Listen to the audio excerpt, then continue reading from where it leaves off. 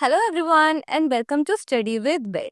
तो कीमोथेरेपी के इस लेक्चर में हम बात करेंगे एंटी नियोप्लास्टिक ड्रग्स की। तो एंटी नियोप्लास्टिक ड्रग्स के बारे में बात करें उससे पहले हमें पता होना चाहिए कि वर्ल्ड कैंसर डे कब सेलिब्रेट होता है।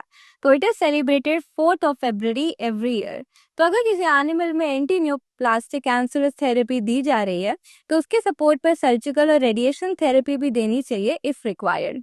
जनरली ये सेल साइकिल स्पेसिफिक होते हैं, मतलब ये जी फेज, एम फेज या एस फेज को ही अटैक करेगा, या फिर ये नॉन स्पेसिफिक भी होते हैं। देन ये फॉलो करते हैं फर्स्ट ऑर्डर काइनेटिक्स को। जितनी ज्यादा कंसंट्रेशन में आप ये ड्रग दोगे उतनी ज्यादा कंसंट्रेशन में ये किलिंग को परफॉर्म करेगा। इसको बनाना आसान नहीं है। क्यों? क्योंकि जो कैंसरस सेल्स होते हैं वो मॉर्फोलॉजिकली, एनाटॉमिकली रिजेंबल करते हैं हमारे नॉर्मल बॉडी सेल्स को। तो अगर इनको हार्म पहुंचेगा तो नॉर्मल बॉडी सेल्स को भी हार्म पहुंचेगा। जनरली इनकी जो डोज होती है वो डिसाइड होती है based on the surface area of the body, not on the body weight, जिसको हम निकाल सकते हैं इस पर्टिकुलर फॉर्मूले से। इसके अलावा दो और इंडाइसेस है जिसको हम यूज करते हैं, that is the growth fraction और द माइटोटिक इंडेक्स, जिसमें हम नंबर ऑफ प्रोलिफरेटिंग सेल्स या फिर नंबर ऑफ सेल्स जो कि माइटोसिस अंडरगो कर रहे हैं उनको हम टोटल नंबर ऑफ सेल्स जो कि प्रेजेंट है उनसे डिवाइड कर देते हैं। तो क्लासिफिकेशन पे जाने से पहले हमें पता होना चाहिए कि एक हाइपोथेसिस थी, that was the cell kill hypothesis given by Skipper in 1964, जिसमें वो बोलते हैं अगर हम किसी ड्रग को इंजेक्ट कर रहे हैं तो हम बस ये बोल सकते हैं कि 90% कैंसरस सेल बॉडी से निकल जाएंगे। हम ये नहीं बोल सकते कि इतने टोटल नंबर ऑफ सेल का डिस्ट्रक्शन हो जाएगा। That means constant fraction is eradicated rather than total number of cells. Then इसमें कुछ एजम्पशंस थी कि जितने भी सेल है वो इक्वली ससेप्टेबल है ड्रग के लिए, और जो सेल ग्रो कर रहे हैं वो इक्वल रेट पे कर रहे हैं, ट्यूमर का कोई भी बर्डन नहीं है, एंड मैक्सिमम डोज दी जा रही है जब जब पॉसिबल है।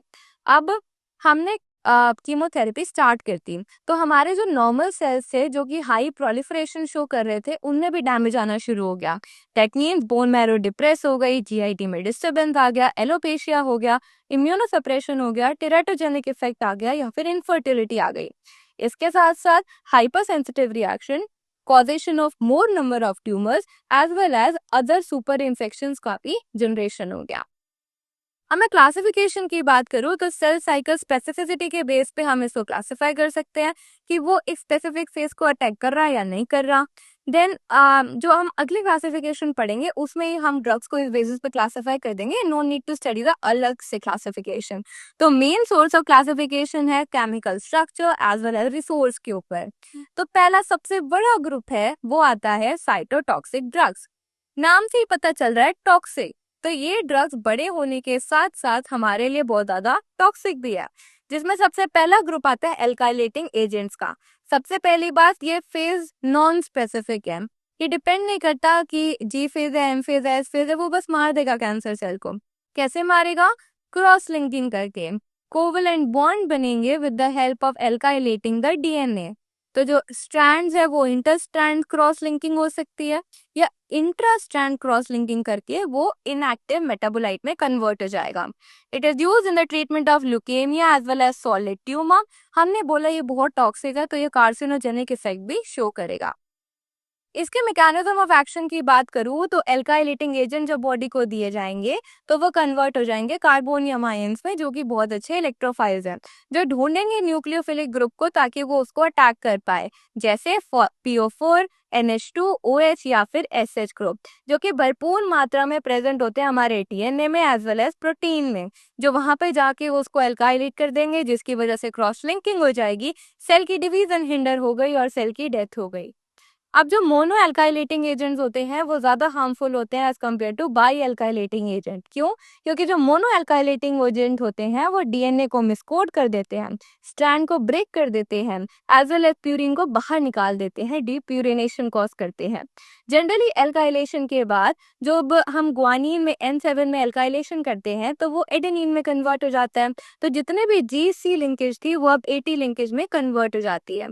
अगर हम एल्काइलेटिंग एजेंट को बहुत लंबे समय तक यूज करेंगे तो बॉडी में स्पर्मेटोजेनेसिस कम हो जाएगी, as well as non lymphocytic leukaemia के अकरेंस बढ़ सकते हैं। अंडर एल्काइलेटिंग एजेंट्स ओनली हमारा सब ग्रुप आता है नाइट्रोजिनस मस्टर्ड का। नाइट्रोजिनस मस्टर्ड में पहली ड्रग आती है जो सबसे पहले यूज करी गई थी, दैट वाज द मीक्लोर इथामीन। मिक्लोरिथामीन को हम जनरली मस्टाइन के नाम से भी जानते हैं। इसको फर्स्ट वर्ल्ड वॉर में एज अ वेसिकेंट दिया गया था through IV route to the soldiers, but अब हम इसको नहीं यूज करते क्योंकि बहुत ज्यादा इनस्टेबल है, हम इसको स्टोर नहीं कर सकते, एज वेल एज ये बहुत ज्यादा टॉक्सिक ड्रग है। अब इसको डिराइव करके लेस टॉक्सिक ड्रग बनाई गई है, दैट इज साइक्लोफॉस्फामाइड। साइक्लोफॉस्फामाइड को हम साइटोफॉस्फेन के नाम से भी जानते हैं। ये एक्चुअली इनएक्टिव है, बट जब बॉडी में हम इसको भेजेंगे तो लिवर का साइटोक्रोम P450 एंजाइम इसको कन्वर्ट कर देगा 4 हाइड्रोक्सी साइक्लोफॉस्फामाइड में, जो एग्जिस्ट करेगा इन इक्विलिब्रियम विद एल्डोफॉस्फामाइड। ये सब एक्टिव फॉर्म्स हैं। अब डिपेंडिंग अपॉन जिस सेल में वो जा रहे हैं वहाँ पे ALDH that is aldehyde dehydrogenase की डेफिशिएंसी है या फिर वो भरपूर मात्रा में प्रेजेंट है, उस बेसिस पे वो 3-4 मैकेनिज्म पे काम करेगा। अगर ALDH एंजाइम बहुत अच्छा प्रेजेंट है तो वो इनएक्टिव मेटाबोलाइट दैट इज कार्बोक्सीफॉस्फामाइड में कन्वर्ट हो जाएगा। वहीं जो ट्यूमरस सेल्स होते हैं उनमें ALDH एंजाइम बहुत कम प्रेजेंट होता है, तो उसमें वो active metabolite that is phosphoramide mustard में कन्वर्ट हो जाएगा, या फिर ग्वानीन में N7 ग्रुप में एल्काइलेशन करके वो उसको AT लिंकेज में कन्वर्ट कर देगा। कुछ जो प्रपोर्शन होता है एल्डोफॉस्फामाइड का वो एक्रोलीन में कन्वर्ट हो जाएगा, that may cause a bladder toxicity, जिसको न्यूट्रलाइज करने के लिए जो सेल्स होते हैं वो अपने अंदर ग्लूटाथायोन बनाना शुरू कर देते हैं ताकि वो उस टॉक्सिसिटी से बचे रहें। साइक्लोफॉस्फामाइड के इंजेक्शन से इम्यूनोसप्रेशन भी देखा गया है पेशेंट्स में, एज वेल एज अगर मैं इसकी स्पेसिफिसिटी की बात करूं, नॉर्मल डोजेज पे ये स्पेसिफिक है सेल साइकिल के, देन अगर मैं इसकी डोजेज को बढ़ा दूं तो कोई स्पेसिफिसिटी वो शो नहीं करेगा। देन साइक्लोफॉस्फामाइड का ही स्ट्रक्चरल एनालॉग आता है इफोफॉस्फामाइड। इफोस्फामाइड खुद भी इनएक्टिव है जैसे कि साइक्लोफॉस्फामाइड था, बट जब हम इसको बॉडी में इंजेक्ट करेंगे लिवर के साइटोक्रोम P450 एंजाइम के बाद वो एक एक्टिव मेटाबोलाइट में कन्वर्ट हो जाएगा, जो कि कॉज करेगा हेमरेजिक सिस्टाइटिस। हेमरेजिक सिस्टाइटिस को एलिमिनेट करने के लिए हम बाहर से क्या देते हैं, मेस्ना देते हैं। मेस्ना एक ऐसा सब्सटेंस है जो कि यूरोटॉक्सिक मेटाबोलाइट्स के साथ कंबाइन कर जाता है और उसकी टॉक्सिसिटी को कम कर देता है। अगर आप किसी पेशेंट को इफोफॉस्फामाइड दे रहे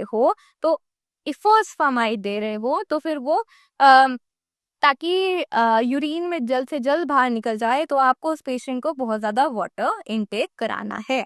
देन साइक्लोफॉस्फामाइड के सब्स्टिट्यूट में आप क्लोराम्बुसिल भी दे सकते हो। क्यों? क्योंकि इसका एक्शन बहुत स्लो होता है, बोन मैरो डिप्रेशन डिले हो जाता है, and it is generally used in the treatment of chronic lymphocytic leukaemia.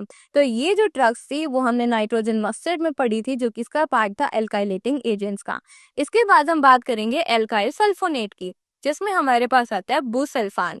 बुसल्फान का साइड इफेक्ट है कि वो पेशेंट के लंग को क्या बना देता है, बुसल्फान लंग बना देता है, उसको फाइब्रोज कर देता है, and generally it is used in the treatment of chronic granulocytic leukaemia. Then alkyl sulfonate के बाद हमारे पास अजीरिडीन या फिर इथाइलिन अमीन आता है, जिसको हम थायोटेपा भी कहते हैं, and it is used in the treatment of solid tumours. Last group second last group है नाइट्रोसोयूरियाज इन द एल्काइलेटिंग पार्ट। ठीक है, तो जो नाइट्रोसोयूरियाज होते हैं उसमें पहला ड्रग है लोमस्टीन। लोमस्टीन कैसे काम करेगा, ग्वानीन के O6 पोजीशन को एल्काइलेट करेगा, एंड ये ब्लड ब्रेन बैरियर को क्रॉस कर सकता है, तो lomustine is used in the treatment of the brain tumour. क्योंकि ये बाई फंक्शनल एल्काइलेटिंग एजेंट है तो ये लेस टॉक्सिक होता है जो हमने अपर ड्रग्स पढ़े उनके कंपैरिजन में। तो लोमस्टीन का स्ट्रक्चरल एनालॉग है कार्मस्टीन। कार्मस्टीन भी ब्रेन ट्यूमर के ट्रीटमेंट में यूज होता है, एंड अगर हम इसको आईवी देते हैं तो इस एरिया में pain as well as necrosis देखी जाती है, तो उसके बहुत अच्छे प्रिकॉशंस हमें रखने चाहिए। देन लोमस्टीन का मिथाइल डेरिवेटिव है semustine, and at the end we are having the streptozocin। जो स्ट्रेप्टोजोसिन होता है वो आइलेट ऑफ लैंगरहैन के बीटा सेल के ट्यूमर को इन द पैंक्रियास ट्रीट करेगा, as well as it is used in the induction of the diabetes, ताकि हम ट्रीटमेंट मॉडल को प्रिपेयर कर पाए।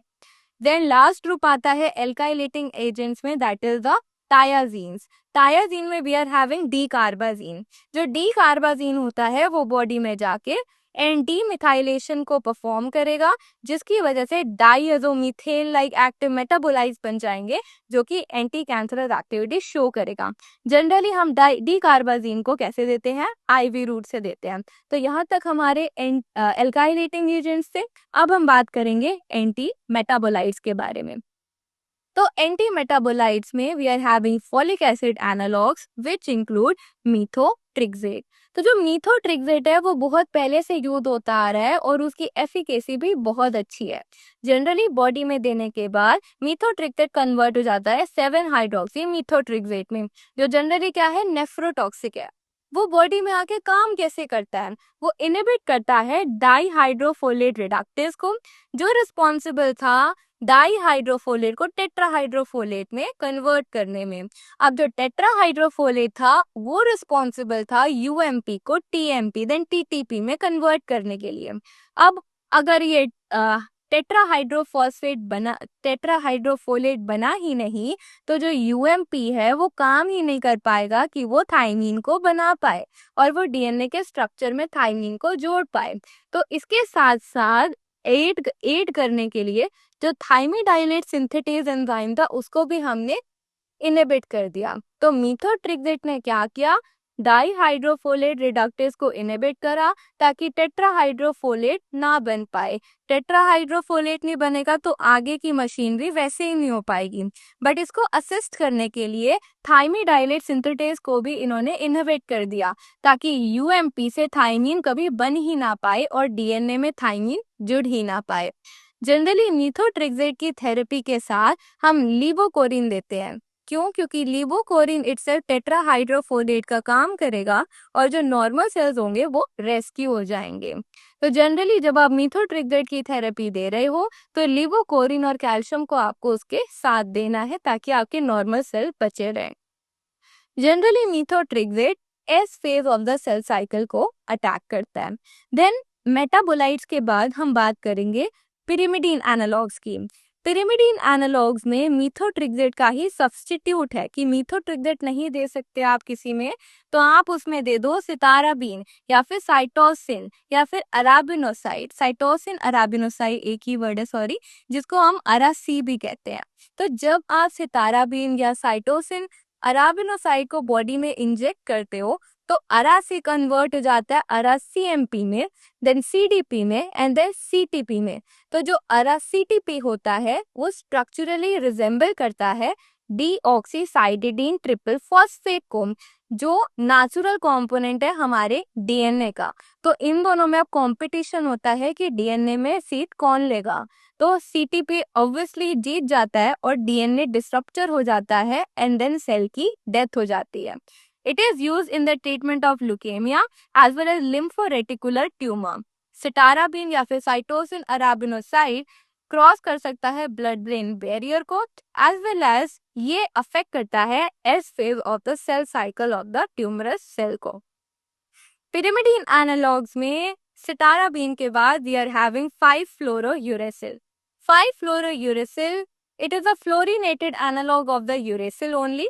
एंड देन 5-fluorouracil काम करता है दो मैकेनिज्म से, या तो वो डिसफंक्शनल आरएनए की सिंथेसिस कराएगा या फिर थाइमिडाइलेट सिंथेसिस, जो कि यूरेसिल से थाइमिडीन के बनने के प्रोसेस को एड कर रहा था, उसी को इनहिबिट कर देगा तो हमें थाइमीन लेस डीएनए मिलेगा और देन सेल की डेथ हो जाएगी। It is also cell cycle phase specific drug. Then हमने अभी तक पढ़े alkylating agents, anti metabolites, pyrimidine analogs, and then we will be studying the purine analogs. Purine analogs में we are having 6-mercaptopurine. 6-mercaptopurine जब body में inject होगा तो वो एक्टिव मेटाबोलाइट में कन्वर्ट होगा, that is 6-thio-IMP, that is 6-thioinosine monophosphate. Cancerous cell के अंदर under the governance of the enzyme HGPRT, that is hypoxanthine guanine phosphoribosyl transferase, ये 6-thio-IMP कन्वर्ट हो जाएगा 6-thio-GTP में, जो कि फॉर्मेशन करेगा डिसफंक्शनल आरएनए की एंड सेल की क्या हो जाएगी, डेथ। 6-mercaptopurine स्ट्रक्चरल एनालॉग है या फिर डेरिवेटिव है हमारा हाइपोक्सेंथीन का, एंड इट अफेक्ट करता है S phase of the cell cycle of the tumour cell.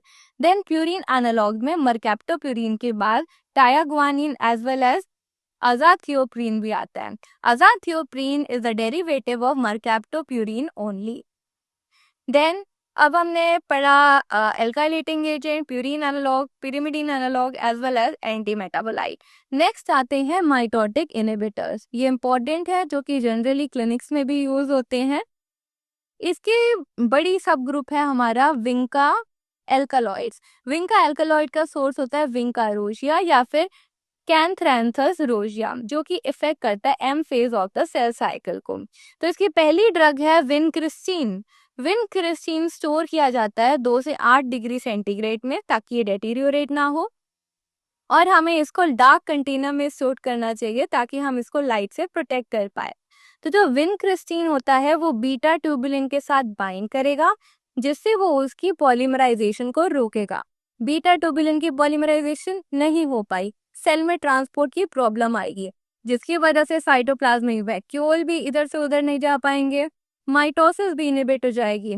Generally विनक्रिस्टीन जो एनिमल्स होते हैं उनमें न्यूरोटॉक्सिक इफेक्ट लाता है।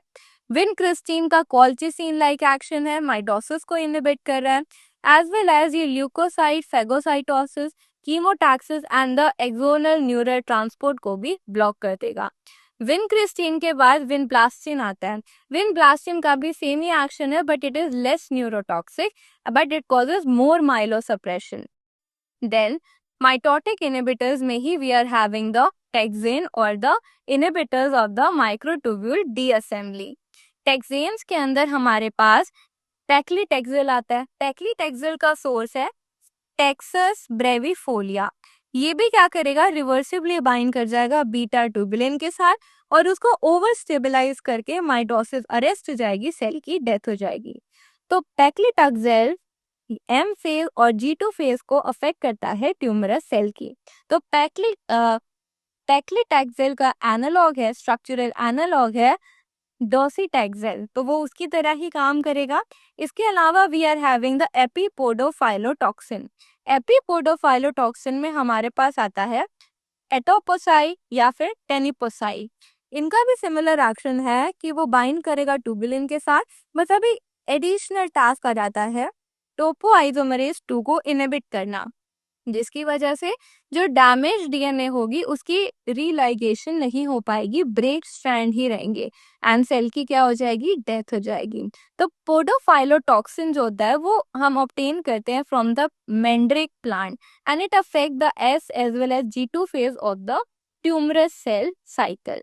देन इसी में ही माइटोटिक इनहिबिटर्स में, तो माइटोटिक इनहिबिटर्स में हमने विंका एल्कालॉइड्स में पढ़ा विनक्रिस्टीन एंड विनब्लास्टीन। देन टेक्सेन में हमने पढ़ा पैक्लीटेक्सेल, डोसीटैक्सेल एंड एपिपोडोफाइलोटॉक्सिन। अब हम इसी के अंदर पढ़ेंगे एंजाइम्स के बारे में, that is the L asparaginase enzyme. It is important कि जो ट्यूमरस सेल है उसमें एल एस्पाराजिनेज सिंथेटेज एंजाइम नहीं है, तो वो एक्स्ट्रा सेलुलरली एस्पाराजिन को इनटेक करता है अपने मेटाबॉलिज्म को मेंटेन करने के लिए। तो अगर मैं इस एंजाइम को बाहर से दे दूं तो एक्स्ट्रा सेलुलर जो एल एस्पाराजिनेन है वो कन्वर्ट हो जाएगा एस्पार्टिक एसिड में। तो एक्स्ट्रा सेलुलरली तो अब कोई एस्पाराजिन है ही नहीं, तो वो अब ट्यूमर सेल डेफिशिएट हो जाएगा एस्पाराजिन में। अब इसी को मॉडिफाई करके हमने पेगा एस्पाराजिनेज बनाया है, जिसमें पॉलीइथाइलिन ग्लाइकोल की हमने एंट्री कर दी है। इसके बाद हमारे पास आते हैं anti tumour antibiotics. Anti tumour antibiotics में हमारे पास आता है एंथ्रासाइक्लिन एंटीबायोटिक। तो अब हम बात करेंगे एंटीबायोटिक ग्रुप की, ठीक है, तो जो कि एंटी न्यूप्लास्टिक एजेंट की तरह यूज होते हैं। तो सबसे पहला है anthracycline antibiotic, they act as the chelating agent. What do you mean by the chelating agent? दो बेस हैं, दो बेस के बीच में वो अटैच हो गया है आके, तो वो उसके हेलिकल मॉडल को भी डिस्टर्ब कर रहा है और उसके बीच की हाइड्रोजन बॉन्डिंग को भी डिस्टर्ब कर रहा है। तो उसमें पहला ग्रुप आता है डॉक्सोरूबिसिन। डॉक्सोरूबिसिन का सोर्स है स्ट्रेप्टोमाइसिस प्रिसीटियस। तो स्ट्रेप्टोमाइसिस प्रिटीसियस से हमें क्या मिला है, डॉक्सोरुबिसिन। इसकी मैक्सिमम एक्टिविटी देखी जाती है एस फेज में, एज वेल एज टॉक्सिसिटी देखी जाती है G2 फेज में। ये 3 तरीके से काम करेगा इंटरकैलेट करके, मैंने बताया इंटरकैलेट क्या होता है। देन सेल मेम्ब्रेन में ट्रांसपोर्ट के मैकेनिज्म को हिंडर करके, फ्री रेडिकल की जनरेशन करके, डीएनए को ऑक्सीडाइज करके। इसके प्रोटेक्शन के लिए, मतलब protection to the normal cells के लिए, हम बाहर से देते हैं catalase as well as super oxide dismutase को, जो जनरली हार्ट और ट्यूमरस सेल में कम होते हैं, तो इसको बाहर से देने में इसकी टॉक्सिसिटी उनमें बढ़ सकती है। डॉक्सोरुबिसिन जो होता है वो कार्डियोटॉक्सिक है। कार्डियोटॉक्सिसिटी में वो सबसे पहले arrhythmia as well as cardiac arrest cause करेगा, जो एक्यूमुलेट होके कार्डियोमायोपैथी और कार्डियक फेलियर में रिजल्ट कर सकता है। इसके साथ साथ जो पूडल लाइक डॉग्स होते हैं, अगर उनमें ये ट्रीटमेंट दिया जाता है डॉक्सोरुबिसिन का, तो उसमें alopecia as well as hyper pigmentation देखी जाती है। डॉक्सोरुबिसिन के बाद डोनोरुबिसिन है। डोनोरुबिसिन सेम मैकेनिज्म पे काम करेगा, बट वो ज्यादा कार्डियोटॉक्सिक है। Then comes the mitoxantrone. Mitoxantrone जो होता है वो ब्लू ग्रीन कलर का यूरिन प्रोड्यूस करता है, ये इसका साइड इफेक्ट है। That was about the anthracycline antibiotics. Then comes the actinomycin. Actinomycin में वी आर हैविंग डेक्टिनोमाइसिन और द एक्टिनोडीपोटेंट नियोप्लास्टिक एक्टिविटी। ये क्या करेगा, इंटरकैलेट कर देगा जीसी कॉम्प्लेक्स में। जीसी कॉम्प्लेक्स के बीच में जाके बैठ जाएगा और एक स्टेबल कॉम्प्लेक्स बना देगा। वो क्या करेगा, डीएनए डिपेंडेंट आरएनए पॉलीमरेज को इनहिबिट करेगा, जिसकी वजह से डीएनए आरएनए में कन्वर्ट ही नहीं हो पाएगा।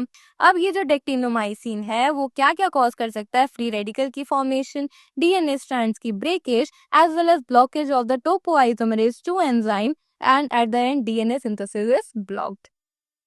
Then dectinomycin का ही एनालॉग है प्लिकामाइसिन, that is the part of the miscellaneous antibiotics. तो प्लिकामाइसिन used for the treatment of testicular tumors, mitomycin is used in the treatment of solid tumors, and they are cross linkers not intercalating. Cross linker के cross linker का मतलब होता है उसको गुचुर मुचुर करके उसमें covalent linkage कर देना। इंटरकैलेटिंग का मतलब होता है दो स्टैंड के बीच में जाके बैठ जाना। तो माइटोमाइसिन जो होता है वो G1 और M फेज पे अफेक्ट करता है। देन मिसलेनियस एंटीबायोटिक्स में plicamycin, mitomycin as well as bleomycin भी आता है। नाउ अब थोड़ा सा ही रहता है, आई नो लंबी वीडियो हो गई है। तो मिसलेनियस एजेंट में सबसे पहला है platinum containing compound. Platinum containing compound में हमारे पास सिस्प्लेटिन आता है। सिस्प्लेटिन नाम क्यों दिया गया, क्योंकि उसकी सिस फॉर्म एक्टिव होती है। जब हम उसको बॉडी में देते हैं तो वो ट्यूमर सेल के अंदर पैसिव डिफ्यूजन के थ्रू अंदर चला जाता है। Then it is also known as alkylating like agent. तो ये क्या करेगा, ग्वानिन के N2 ग्रुप में एल्काइलेशन कॉज करेगा, जिसकी वजह से क्रॉस लिंकिंग होगी और डीएनए की सिंथेसिस बंद हो जाएगी। तो it is not alkylating agent, but it is a alkylating like agent, and it is used in the treatment of solid tumor of testes, ovary, bladder, head as well as neck. Cisplatin की administration generally bleomycin और vinblastine के साथ की जाती है, and it is nephrotoxic. Then miscellaneous में हमारे पास प्लैटिनम कंटेनिंग में कार्बोप्लेटिन आता है, that is generally less toxic but same mechanism को फॉलो करेगी। Then is the substantial urea or the substrate urea. Substrate ureas में we are having hydroxyurea. Hydroxyurea क्या करेगा, राइबोन्यूक्लियोटाइड को डीऑक्सी राइबोन्यूक्लियोटाइड में नहीं कन्वर्ट होने देगा। कैसे नहीं होने देगा, राइबोन्यूक्लियोटाइड रिडक्टिव एंजाइम को ब्लॉक करके। नाउ जो हाइड्रोक्सीयूरिया है वो एस फेज को अटैक करेगा, and it is a anti metabolite. Then comes the adrenocortical suppressant. Adrenocortical suppressant में we are having mitotane. ये क्या करेगा, कोलेस्ट्रॉल सिंथेसिस को इनहिबिट कर देगा। कैसे इनहिबिट करेगा, 11B हाइड्रोक्सिलेज एंजाइम को इनहिबिट करके, and it is used in the treatment of pituitary dependent adrenal dependent hyper adrenocorticism in the dogs. इसके बाद we are having immunomodulators. Immunomodulators में कॉर्टिकोस्टेरॉइड्स में we are having prednisolone, dexamethasone और azathioprine में we are have azathioprine. Azathioprine एक structural analogue ही है sir 6 मरकैप्टोप्यूरिन का। Then जो इंटरफेरॉन्स होते हैं हम उनको भी देते हैं ताकि वो एनके सेल्स को एक्टिवेट करें और हमारा इम्यूनोमॉड्यूलेशन देखने को मिल जाए। लास्ट आता है हमारे पास सेक्स हार्मोन्स। सेक्स हार्मोन्स में एस्ट्रोजन के लिए आप दे सकते हो di ethyl stilboestrol. Then is anti oestrogen. Anti oestrogen में we are having tamoxifen. Tamoxifen is used in the breast tumor estrogen dependent memory tumor. Then is the androgen. Androgen में हम टेस्टोस्टेरोन एंड डेनाजोल का use करते हैं and it is also use in the treatment of the memory tumour. Then is anti androgen जिसमें flutamide आता है। Flutamide is use in the treatment of prostate gland tumour. Then is progesterone जिसमें hydroxyl progesterone आता है that is use in the treatment of endometrial tumour or the lung or the prostate gland tumor. Then is the GnRH जिसमें गोसेरिलीन, बोसेरिलीन as well as ल्यूप्रामाइड आता है जो कि again prostate gland tumour के treatment में add करता है। So it was a big class that is the anti neoplastic agent. तो मैंने पढ़ लिया था एंटी फंगल भी आ जाएगी, एंटीवायरल भी आ जाएगी। So thank you.